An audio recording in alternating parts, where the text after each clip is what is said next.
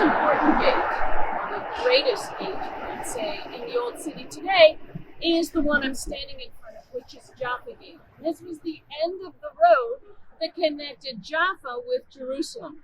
Of course, this is again an Ottoman Empire gate, but we know already in the 2nd century there was a gate here. And what we see here is something quite fantastic. It's not just a 16th century gate that we're standing in, but you also see the walls of the city have been brought down next to the citadel. And this is why Jaffa Gate is such an important gate today. Everyone goes in and out of Jaffa Gate because it's not a gate. As a matter of fact, Kaiser Wilhelm II came here, and the Ottomans were forced to remove the wall so that he wouldn't have to turn the 90 degrees inside the gate and dismount from his steed. So this is why the gate behind us, where everyone is entering with cars, is open today because of this Kaiser Wilhelm visit for the dedication of a church in the Christian Quarter. In the biblical period, the elders would sit in the gate. That's why the proverbial woman has her, of course, her husband sits in the gates. That's why Boaz went to the gates to settle the inheritance with the kinsman redeemer and buy Ruth, essentially. So the original courthouse, if you like, is in the gates.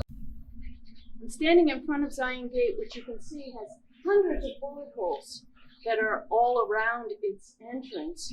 And this was the place of a horrendous battle in May 48, where, of course, the Jewish remnant escaped through this gate. And then in 1967, in June 1967, we have the surrender and the entrance here, as well as an enormous battle to rescue the Old City. So when we think about gates, we think of protection, we think of safety. All of these gates that we're showing you are from the Ottoman Empire. They were built in the 16th or the 17th century. Gates speak to us like the mouth of the city. It's here in the gates that we see righteousness. And it's interesting, Zion Gate is spoken about. And it's spoken about in the Psalms when the Lord says in Psalms that he loves the gates of Zion more than all the dwelling places of Jacob or Israel. The psalmist says that, "O Jerusalem, here we are standing within your gates." The excitement of making pilgrimage, the excitement of coming up to Jerusalem and reaching your goal and coming in and being ready to worship. This is what is expressed in Psalm 122. Here, when we see this medieval gate, of course, we see the inside of it. Every gate was a fortress. Every gate was a place of judgment. Every gate was a place of exchange. And even in Deuteronomy, the Israelites were told to put their harvest in the gates for the Levites, the poor, the orphan, the widow, and the oppressed, the stranger in your midst. In other words, the gates were a place where you could get sustenance and get what you needed. Even today, the exchange rate in, you might say, the stock exchange of the ancient world is the gateway. And today, when you exchange money in this country, they'll say, Hasha hayomze, the gate price today is. This is the famous gate known as Dung Gate. It's here in the lowest part of the old city of today. Outside of these walls, of course, are the ancient city of David.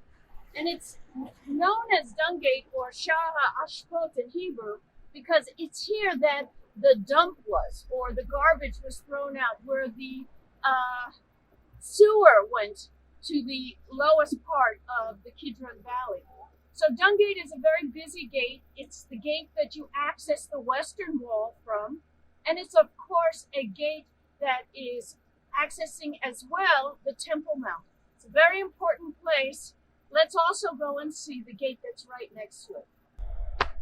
Okay, adjacent to the Dung Gate is this gate that was unearthed in the 1990s. It's known as the Tanner's Gate, and it's from the medieval period, the Crusader era.